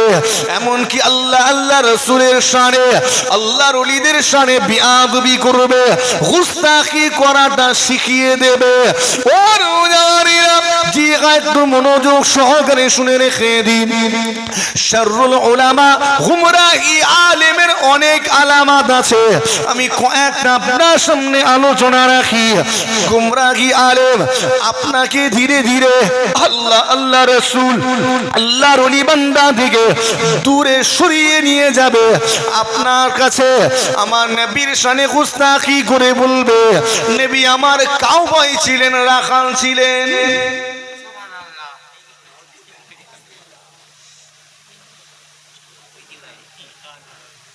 গুমরাহি আলেম বলবে না, বলবে না নবী আমার কি ছিলেন? এই রাখাল নাউজুবিল্লাহ কাউবয়, এরা নবীর শানে গুস্তাখি করবে। গুস্তাখি করতে করতে এরা আমার নবীর শানে গুস্তাখি করতে করতে বলবে, নবী আমার নাকি ভিখারির বাচ্চা ছিলেন। নাউজুবিল্লাহ। যদি মুশফিকিন সিদ্দিকী এই কথা বলে, ছেড়ে চলে যান, ঈমান বেঁচে যাবে। কথা ঠিক না বলবো? ছেড়ে চলে যান, ঈমান বেঁচে যাবে। কেন? আমার অন্তরে যদি নবীর মুহাব্বত না থাকে, নবী সম্পর্কে এই ধারণা থাকে, ওই অন্তরে ঈমান থাকতে পারে না। কপটতা আছে, মুনাফিকি আছে। সাইনবোর্ড দাদা হুজুরে রেখেছি, গুড়াই গন্ডগোল করে দিচ্ছি। আপনারা চেনেন না, আমি নাম বলবো না। নাম বললে কি হবে জানেন? নাম বললে গীবত হয়ে যাবে, নাম না করে বললে গীবত নেই। কথা ঠিক না বলবো? কিতাব আমিও পড়েছি রে বাবু, কি করে নিজেকে বাঁচাতে হয় জানি আমি। ওই কাদা থেকে কি করে নিজেকে বাঁচাতে হয় একটু জানি, টুকটাক পড়েছি। ফুরফুরার হুজুরদের সম্পর্কে একটা ধারণা দেওয়া হয়েছে, এনারা নাকি ওয়াজ করতে পারেনি কোরআন হাদিস দিয়ে। বাস্তব কি তাই? বর্তমান আমার বংশে 86 জন টাইটেল পাস আলেম আছে। কতজন? ডায়লগ দিচ্ছি নাকি? নাউজুবিল্লাহ, ডায়লগ নয়, টাইটেল পাস আলেম আছে। তারা কি সব কিচ্ছু বুঝে না, কিছু জানে নাকি? আমার তো কোনো জ্ঞানই নেই। আমি আমার কথা, আমার কোনো জ্ঞান নেই। আমার চেয়ে উঁচু লেভেলের সব আছে। আমাদের মুরিদদেরকে নিয়ে ছেলে খেলা করা হচ্ছে, একদল করছে নিজের বাজার গরম করার জন্য। জোর করে দাদা পীরের আওলাদদের ঘাড়ে দোষ চাপানো হচ্ছে। কথা ঠিক না ভুল গো? এই অত্র এলাকার আশেপাশে এলাকায় আপনারা জানেন একটা ঝামেলা তৈরি হয়েছিল না? কথা বলে না কেন? শুরুটা কি সেটা আজ পর্যন্ত কেউ বলেনি। কি নিয়ে শুরু জানা আছে? একটা জলসা যেখানে বসিরহাট আল্লামা রুহুল আমিন রাহমাতুল্লাহ আলাইহিকে মুজাদ্দিদ বলে ঘোষণা করা হয়েছিল। জলসার ব্যানার জানা, কিছুটা জানা আছে আপনাদের। সেটা নিয়ে কিছু আলেম আর আপনার কিছু পীরের আওলাদ প্রতিবাদ করেছিলেন, যার কারণে আজকে তারা খারাপ হয়ে গেল। তারা খারাপ হয়ে গেল। ব্যাস, ওখান থেকে নিয়ে ঝগড়া লাগিয়ে দিল, কিছুদিন থাকলো, অতঃপর আল্লাহ সমাধান করিয়ে দিলেন। বেচারিরা আঁটি হয়ে গড়াগড়ি করলো। এখন মায়ের চেয়ে মাসির দরদ বেশি। বলছে আল্লামা হুজুরকে গালি দিয়েছে, এটা আমরা মানব না। নিজে জিজ্ঞেস করলাম সেই হুজুরকে, আপনি গালি দিয়েছিলেন, এগুলো বলেছেন? আমাকে বলেছেন তুই খ্যাপা আছিস কচি। ঠিক এইভাবে যে চাচার নামে, আমার একটা চাচার নামে দোষ দেয় না, হুজুর আপনি কি এটা বলেছেন, তুই খ্যাপা আছিস। আমি এরকম বলতে পারি আল্লাহর ওলির শানে, দাদা পীরের খলিফা। ওরা নিজেরাই লিখেছে, আমার সই নকল করে বসিয়ে ইচ্ছা করে এরকম করেছে। কথা বুঝছেন নি? আর সে নিজেও স্বীকার করেছে, এই লে কাঠিতে গুড় লাগিয়ে ছেড়ে দিলাম, এবার তোরা কামড়া কামড়ি কর। শুনেননি কথাটা? এই কাঠিতে গুড় লাগিয়ে দিলাম, এবার তোরা কামড়া কামড়ি কর। তো সে নিজেও নিজেকে বলছে আমি কাঠিতে গুড় লাগানো ব্যক্তি। ইদানিং শুনছি আবার কি হয়েছে, আমিরে শরিয়াত। লকআপটা কে দেবে? মাতাল, এই মুর্শিদ, এই লকআপ কে দেবে? কথা বুঝছেন? পীর, লকআপটা কে দেবে? কথা বুঝছেন? যে দেবে তার যোগ্যতা কই? ভালো করে কথা বুঝবেন। এগুলো একটা মানুষের ঈমান বিনষ্টকারী চক্রান্ত চলছে, তারা করে যাচ্ছে। সতর্কতা অবলম্বন করেন। আপনারা তাদেরকে ভালো রকম চেনেন, কি জিনিস, কি প্রয়োজন আপনারা বার করেছেন, আপনারাই জানেন। তাড়িয়েছেন না, আপনারা জানেন। আল্লাহ বাঁচিয়ে দিয়েছে। আল্লাহ ঈমানকে হেফাজত করেন, বলিন আল্লাহুম্মা আমিন। কঠিন পরিস্থিতি, আলেম দেখলেই হুমড়ি খেয়ে পড়ুনি। আগে দেখো এটা গুমরাহি আলেম নয় তো, কপট আলেম নয় তো, ঝগড়ুটে ফিতনাবাজ নয় তো। দেখতে হবে না, হবে নি? হ্যাঁ, আজ পর্যন্ত তারা যত আলেম বের করেছে, একটা কেউ দাদা হুজুরের সিলসিলার উপকারে আসেনি। দেখান আমায় সিলসিলার ক্ষতি ছাড়া, দাদা পীরের আওলাদদের বিরুদ্ধে বলা ছাড়া সিলসিলার এক চুল উপকার তারা করতে পারেনি। অথচ এখন তারা দাবি করছে আমরা সিলসিলার বিশাল খেদমত করছি। কোথা খেদমত করেছে এটা দেখাও না রে ভাই। আমার কথা খারাপ লাগছে নাকি? এগুলো আমি সচরাচর বলি না ভাই, এগুলো বলি না, কিন্তু একটু বলতে হচ্ছে। সাধারণ মানুষগুলোকে একটু সজাগ হতে হবে, একটু সজাগ করতে হবে। মুসলমানের ছেলেরা, ও নওজওয়ানেরা, তরুণেরা, আমার মুরব্বিয়ানেরা, তোমরা কি আলেম চিনবেন কি করে? এরা আমার নবীর শানে গুস্তাখি করে বলবে নবী কাওবায় ছিল, নবী নাকি ভিখারির বাচ্চা, নাউযুবিল্লাহ। এরা আমার নবীর সাহাবে کرام হুজুরদের শানেও গুস্তাখি করবে। এরা কি বলেছিল জানেন? এই গুস্তাখে রাসূলগুলো, গুস্তাখে সাহাবাগুলো একদিন বলেছিল সমস্ত সাহাবারা কাফেরের রক্তে তৈরি। বলুন তো, যদি কেউ এমন কথা বলে তারা ঈমানটা থাকবে নাকি যাবে?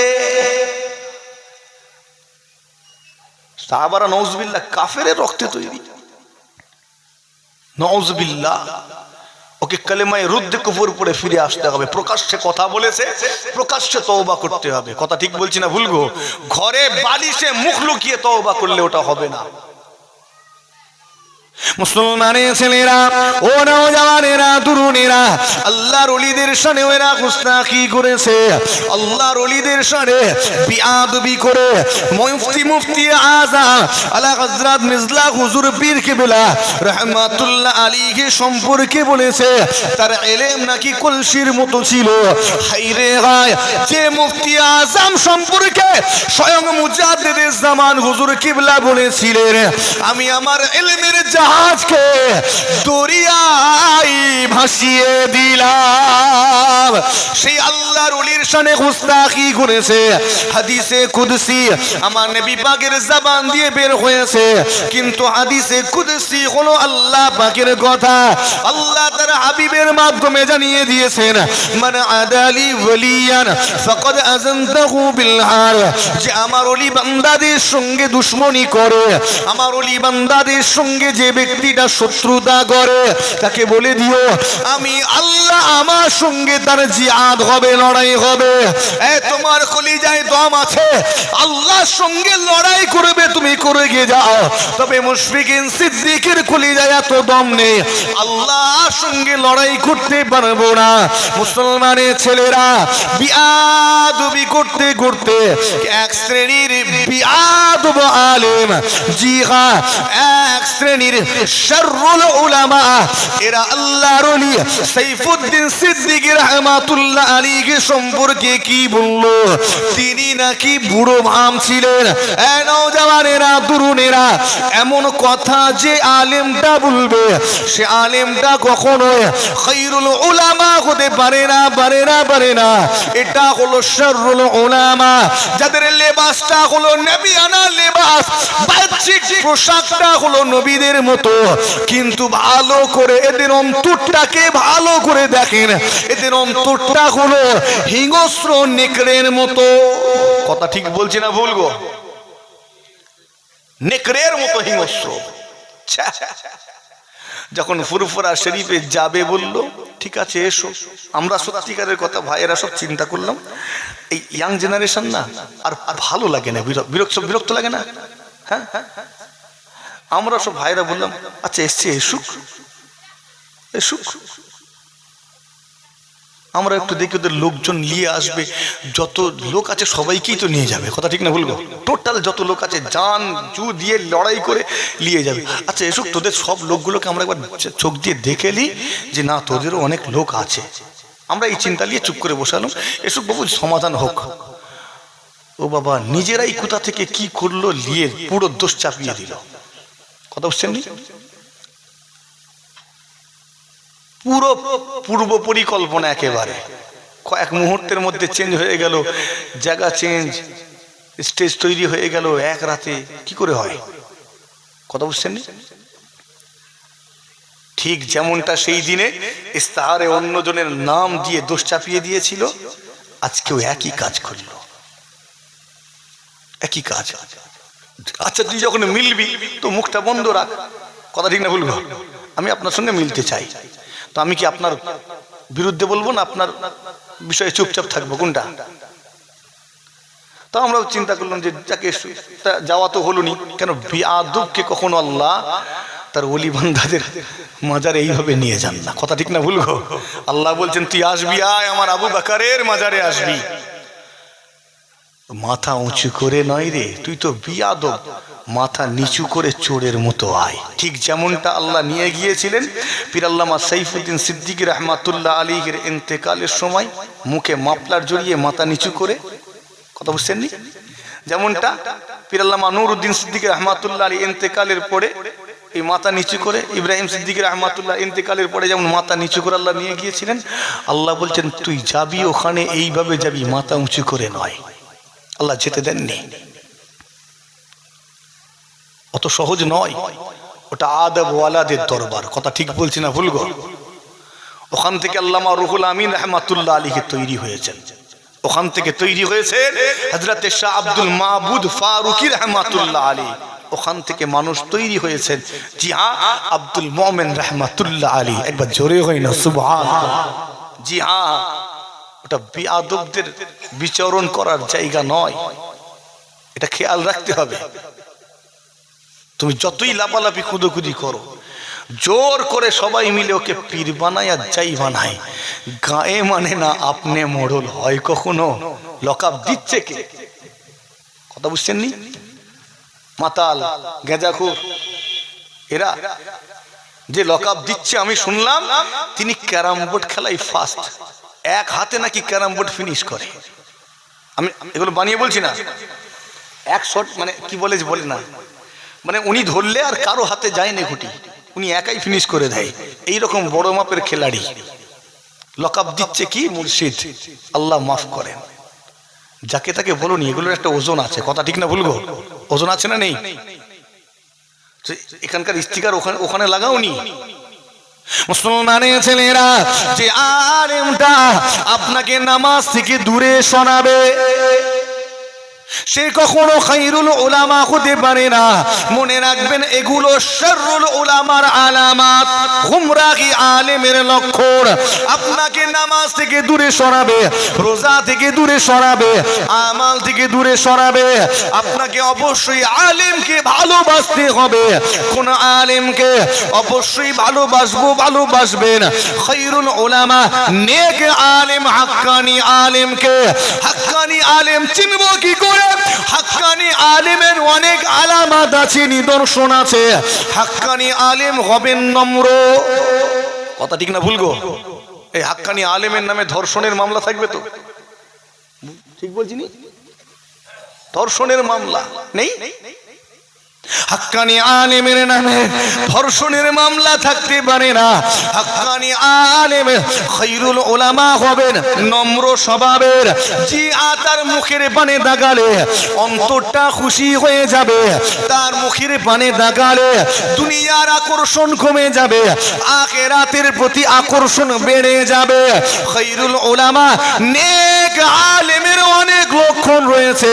নেক আলেমের মুখের পানে দাগালে আল্লাহ আল্লাহ রাসূলের কথা মনে পড়ে যাবে। ও রুজারিরা, জি খায়রুল উলামা কিভাবে চিনব, নেক আলেম কি করে চিনব? তিনি আপনাকে ধীরে ধীরে নামাজি বানাবে, আপনাকে রোজাদার বানাবেন।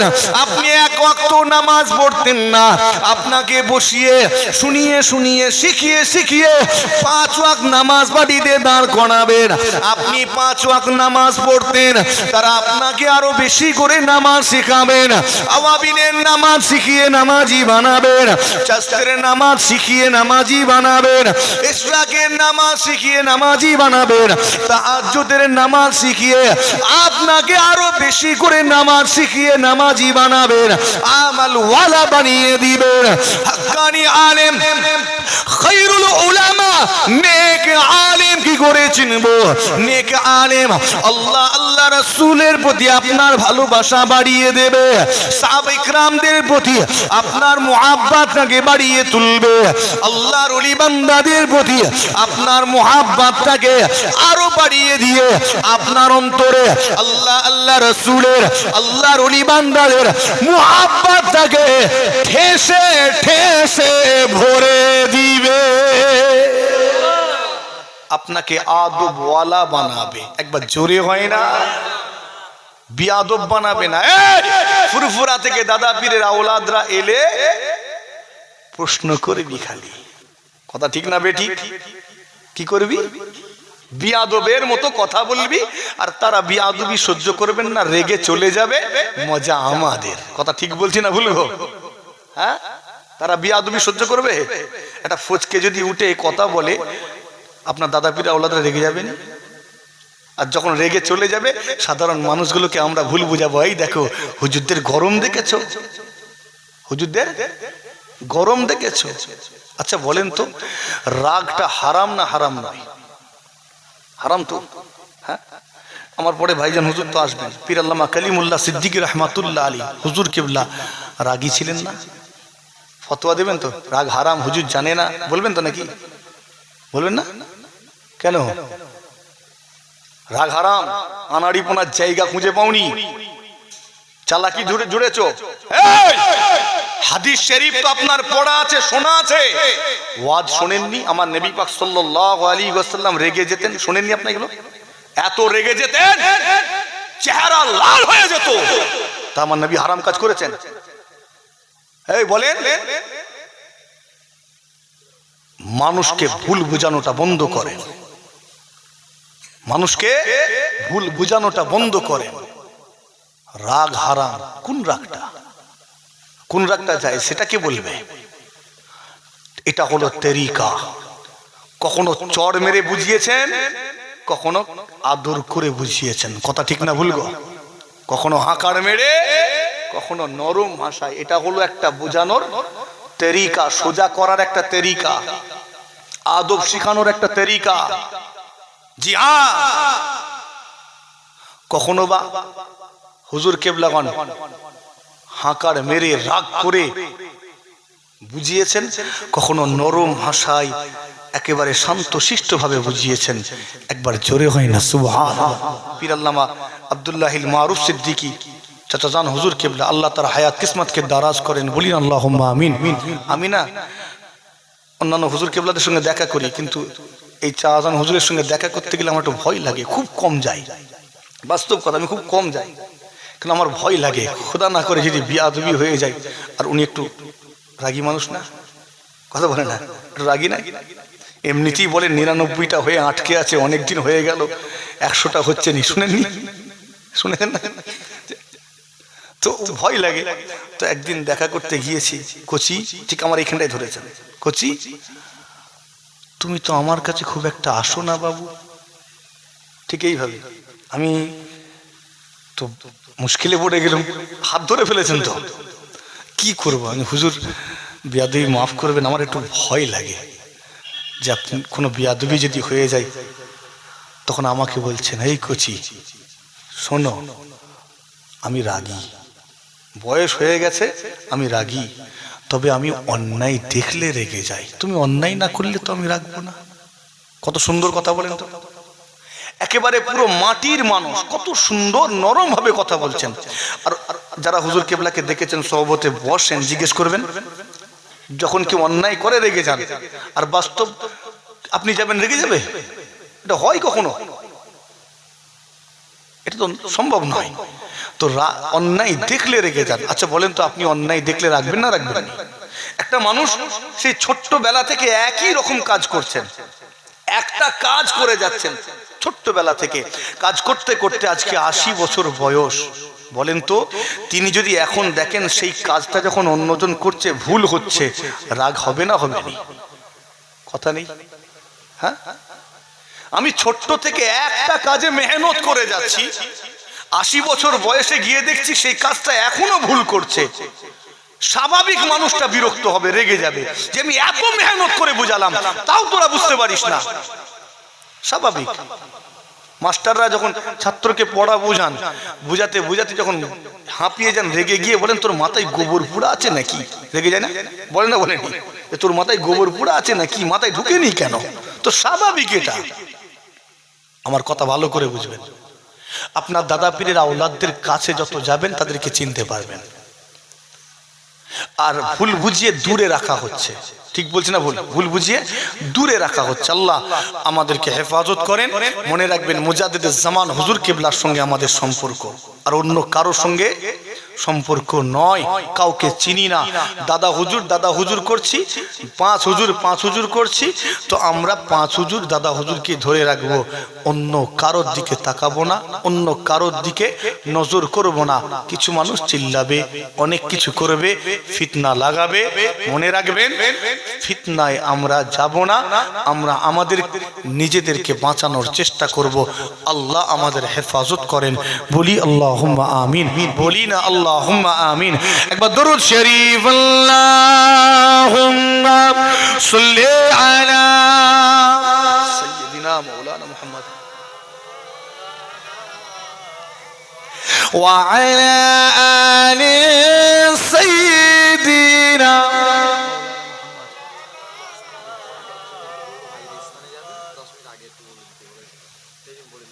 হয়ে গেছে। इश्क नबी हो तो इबादत कबूल है,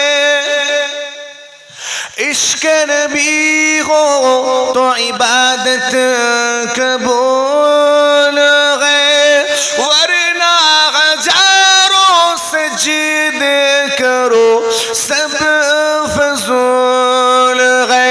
इश्क नबी से दिल को इतनी सफाई दे, इश्क नबी से दिल को इतनी सफाई दे कि दिल आईना बोले तो मदीना दिखाई दे। अल्लाहुम्मा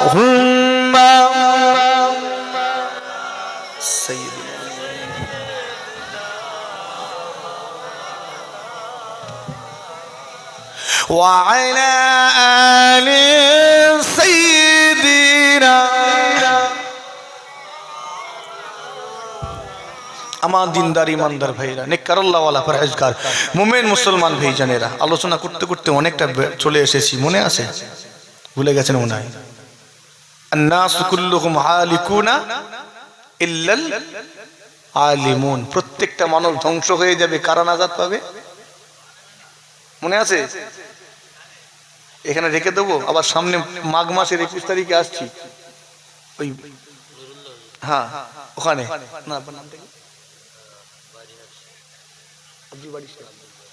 জি ঝুরুলিতে আব্দুল বারি সাহেব, ওনার সওয়াব রেসানি, ওনার ছেলে কায়েম করেন আমার নুরুল্লাহ আমিনী ভাই, চেনেন আপনার এলাকার মানুষ। আল্লাহ যদি নসিবে রাখেন ওই দিন আসবো। যদি আপনার মন চাই যে একটু যাওয়া দরকার, কথা ঠিক না? যাওয়া দরকার। মির্জা হুজুর কিবলা রহমাতুল্লাহ আলাইহির খেদমত করেছেন, কথা ঠিক না? ভুলগো? হুজুর কিবলার সঙ্গে সম্পর্ক আল্লাহ কবুল করেন। বলি না আল্লাহুম্মা আমিন? একটু মজবুত হতে হবে। স্থানীয় দাদা পীরের সিলসিলার যে সমস্ত আলেম ওলামা হযরতগণেরা আছেন, যারা মুখে দাদা হুজুর বলে অন্তরে অন্য কিছু, ওই রকম আলেম নয়। যে আলেমগুলো মুখেও দাদা হুজুর বলে, অন্তরেও দাদা হুজুর বলে, এরা সত্যিকারের দাদা হুজুরের, কথা ঠিক না? ভুলগো? হ্যাঁ, এইরকম আলেম আছে, তাদেরকে মোহাব্বত করবেন, সম্পর্ক রাখবেন, সম্পর্ক রাখবেন। ভণ্ডদের পাল্লায় পড়বেন, দুনিয়া আখেরাত দুটি হারাবেন।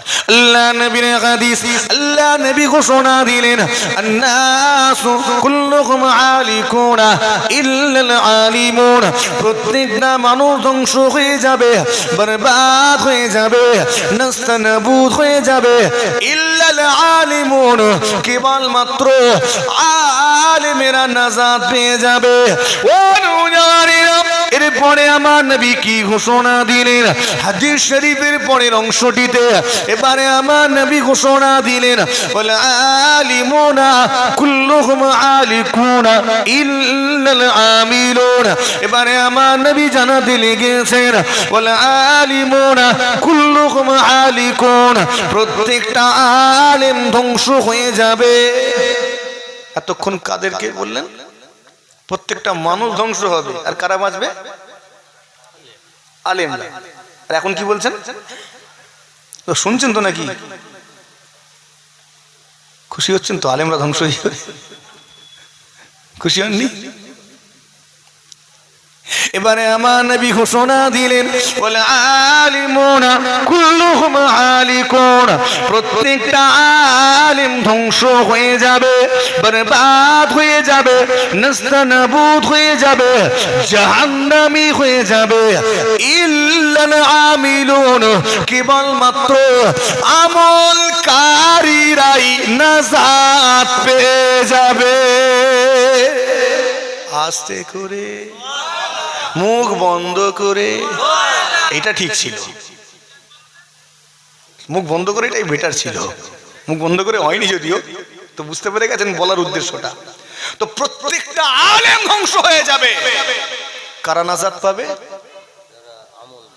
আমলকারী। মুশফিকিন সিদ্দিকীর ইলম আছে, আমল নেই, নাজাত পাবো? জোরে বলেন, নাজাত মিলবে না। আল ইলমু বিলা আমালিন কাজাসাদিন বিলা রূহিন। ইলম আছে, আমল নেই, অবস্থাটা কেমন? কাজাসাদিন বিলা রূহিন, শরীর আছে, রূহ নেই, আত্মা নেই। কথা বুঝলেন নি? আমলহীন ইলম, এই আলেমটার অবস্থা কেমন? রূহবিহীন শরীর যেমন, মানে শরীরটা মুর্দা। কথা ঠিক না ভুল? যে শরীরে রূহ নেই ওটা কি? মুর্দা। যে আলেমের আমল নেই ওটা হলো মুর্দা আলেম। কি আলেম? জোরে বলেন, কি আলেম? মাদ্রাসায় পড়ে আলেম হওয়া যায় না মিয়া, মাদ্রাসায় পড়ে কিতাব পড়া শেখা যায়, কিতাব পড়ার জ্ঞানটুকু হয়। আর ইলম তো কিতাবের ভিতরে আছে, ওটা তো আলমারিতে তালাবন্ধ। যেদিন তুমি ডাউনলোড করতে পারবে নিজের জীবনে, নিজের চাল চলনে, নিজের ব্যবহারে, কথাবার্তায়, আচার আচরণে, নিজের বাস্তবে বাস্তবায়িত করতে পারবে, সেদিন তুমি হবে একজন আলেম। একবার জোরে হয় না, আস্তে করে। জি হ্যাঁ, কথাটা ভালো করে বুঝুন। মাদ্রাসায় পড়ে তো কপটও হয়, ফিতনাবাজও হয়। কথা ঠিক না ভুল গো? এখন তো মুফতির ছড়াছড়ি, ঠিক না ভুল গো? জীবনে কটা ফতোয়া দিয়েছে? একটা ফতোয়া দেয়নি, নামের আগে মুফতি। কথা খারাপ লাগছে হয়তো? হ্যাঁ, আমি মুফতি, আমিও লিখতে পারি অবশ্য, কিন্তু আমি ফতোয়া দিই কি? ফতোয়া যখন দিইনি, তাহলে যে যারা নামাজ পড়ে সব নামাজি লাগিয়ে দাও। কথা বুঝছেন নি? নামের আগে সব একটা একটা করে জুড়িয়ে দাও। যারা হাফেজ হয়েছে, একদম হাফেজ, মুফতি, সব একটা একটা করে লম্বা লম্বা করে লাগিয়ে দাও। যারা জিকির করে জাকের। কথা খারাপ লাগছে মনে হয়? নিজেকে মজবুত করুন। মির্জা হুজুর কিবলা রাহমাতুল্লাহ আলাইহি মুফতি ছিলেন তো নাকি গো? হ্যাঁ, তিনি কখনো মুফতি আবু জাফর লিখেছেন? হ্যাঁ, লিখতে হয়নি, লিখতে হয়নি। গাছ, তোমার নাম কি, তোমার পরিচয় কি? গাছ বলছে আমার ফলটা দেখো, ওটাই আমার পরিচয়। একবার জোরে হয় না সুবহান। তোমার পরিচয় কি? তুমি তো হিংসুক ছেড়েছো বাজারে, ফিতনাবাজ ছেড়েছো, কপট মুনাফিক ছেড়েছো, যারা আজও পর্যন্ত, তুমি বলতে আপনাকে বলছি নি কথাটা, হ্যাঁ কপটগুলোকে বলছি, যারা গুড়া কেটেছে লুকিয়ে লুকিয়ে। আমি আপনাকে দায়িত্ব দিলাম কোন একটা মাদ্রাসা, আপনি দায়িত্ব নিয়ে এবারে বললেন মুশফিকিন সিদ্দিকীকে বাদ দাও, আমি সর্বে সর্বা। এগুলো বলছে আশেপাশে এলাকারই ঘটনা, আপনি বুঝতে পারছেন। মুসলমানের ছেলেরা, জি শুনে রেখে দিন, আপনাকে আলেম হতে হবে, তবে মনে রাখবেন শুধু আলেম হলে নাজাত পাওয়া যাবে না, আমলকারী হতে হবে। কেননা আল্লাহ নবী জানিয়ে দিলেন ময়দানে মাহশারে আমলকারীরা নাজাত পেয়ে যাবে। সেই দিনে আল্লাহ জিজ্ঞাসা করবেন ফালিয়ামাল আমালান সালিহ, আমি আল্লাহ আমার জন্য কতটুকু সৎ আমল করেছো দেখা। মুসলমান আমলকারী হয়ে যান, আমলকারী হয়ে যান। যদি আমল না থাকে মুশফিকিন সিদ্দিকীর মতো কত আলেম জাহান্নামের গাড্ডায় চলে যাবে। কথা ঠিক না বল? আমল নেই তো গাড্ডায় যাবে না জাহান্নামের? একটু ঠিক করে বলবো, মুশফিকিন সিদ্দিকীর মতো এক শ্রেণীর আলেমকে দিয়ে আল্লাহ জাহান্নাম উদ্বোধন করবেন। এক শ্রেণীর আলেমকে দিয়ে জাহান্নাম সূচনা করা হবে, সবার আগে দেওয়া হবে। কথা ঠিক বলছি না ভুলবো? এই আলেম থেকে দূরে থাকতে হবে, এই আলেম থেকে নিজেকে বাঁচিয়ে রাখার চেষ্টা করেন। আল্লাহ আমাদেরকে হেফাজত করেন, বলি না আল্লাহুম্মা আমিন, ধরে বলি আল্লাহুম্মা আমিন। আমলকারী হন, আল্লাহ আমাদের সকলকে আমলকারী বানিয়ে নেন, বলি আল্লাহুম্মা আমিন। একটু কড়া কড়া বলে ফেললাম নাকি গো? নরম বলেছি, বাস্তব বলছি, কড়া বলিনি। কড়া কথা আলাদা। আমার আব্বা হুজুর কেবলার নাম হচ্ছে হোসেন সিদ্দিকী, আর যারা আমার আব্বা হুজুর কেবলার সঙ্গে ঘোরাঘুরি করেছেন জিজ্ঞেস করবেন। লোক বলে ঠোঁট কাটা হুজুর, যা বলে ডাইরেক্ট বলে দেয়। আমি তারই ছেলে, ডিএনএ গত কিছু ব্যাপার আছে, এটা হালকা দিলাম প্রথম এসছি বলে। একটু ঘন ঘন এলে আবার কড়া ডোজ চলবে, অল্প মলমে যদি কাজ হয়ে যায় আর দরকার কি আছে। চলেন আল্লাহর হাবিবের দরবারে একটু মোহাব্বতে আন্তরিকতার সঙ্গে সালামে নজরানা পেশ করি। ইয়া নবী সালাম।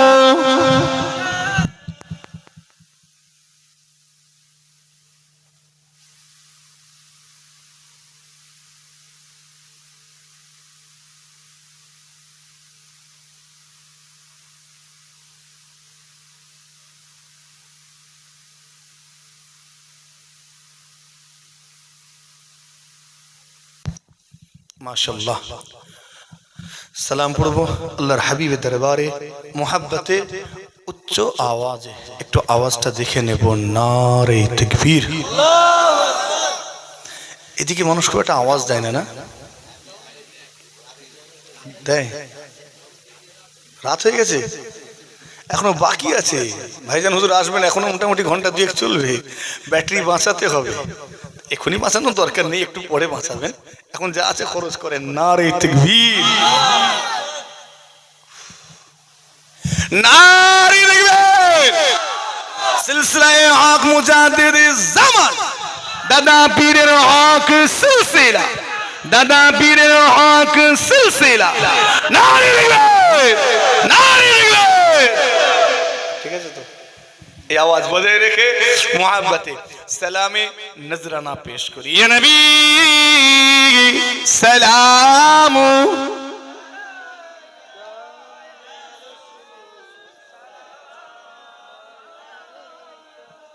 ইয়া হাবিব সালাম আলাইকা।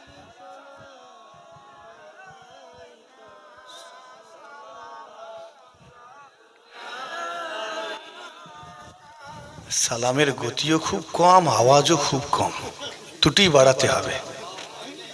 জি গলা বসে গেছে এতে, যা আওয়াজ হয়েছে চারটে ছেলে মিলে এর থেকে বেশি আওয়াজ দেবে। আর যদি বাচ্চা ছেলে হয় দুজন থাকলে সব আওয়াজ চাপা পড়ে যাবে, কেন ওদের আওয়াজটা খুব একদম সরু তীক্ষ্ণ, তো সব আওয়াজ চাপা পড়ে যাবে। একটু বাড়াতে পারবেন কি? তাহলে চাপ দেবো আপনাদের, পারবেন? না হলে স্কিপ করে যাব, বসে যাব, সালাম পড়ার মতো পড়বো, দায়ী সারা গোছের নয়। কেউ পড়াচ্ছে বলে পড়বো না, নিজের আন্তরিকতাই পড়বো, নিজের ভালোবাসা। আমার নবীকে আমি ভালোবাসি না বাসিনি? আপনি ভালোবাসেন তো? সেই ভালোবাসায় মুহাব্বতে সালামের নজরানা পড়ি। তালাল বদরু আলাইনা মিন সানিয়াতিল ওয়াদাই ওয়াজাবা শুকরু আলাইনা মাদআ লিল্লাহি দাই ইয়া নবী সালামু ইয়া রাসূল সালামু ইয়া হাবিব সালামু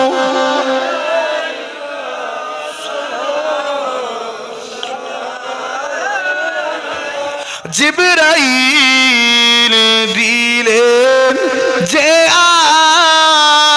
আওয়াজ, খুলে দাও আসমানের দুয়ার, এসেছে নবীদের সরদার করিতে আল্লাহর দিদার।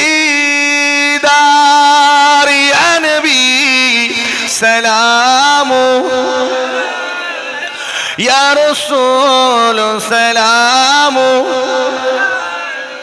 ইয়া হাবিব সালামু আলাইকা সালাওয়াতুল্লাহ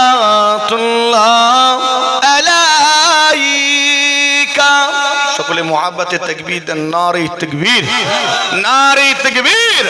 औलादे मुजादिदे ज़मान जनाब भाईजान हुजूर किबला, नारे ताकबीर, नारे ताकबीर। माशाल्लाह हुजूर किबला এসেছেন, আলোচনা রাখবেন। অল্প সময় একটু রাগ মানে আলোচনা করলাম, রাগটা হয়নি তো? রাগ হলে আল্লাহর রাস্তায় মাফ করবেন।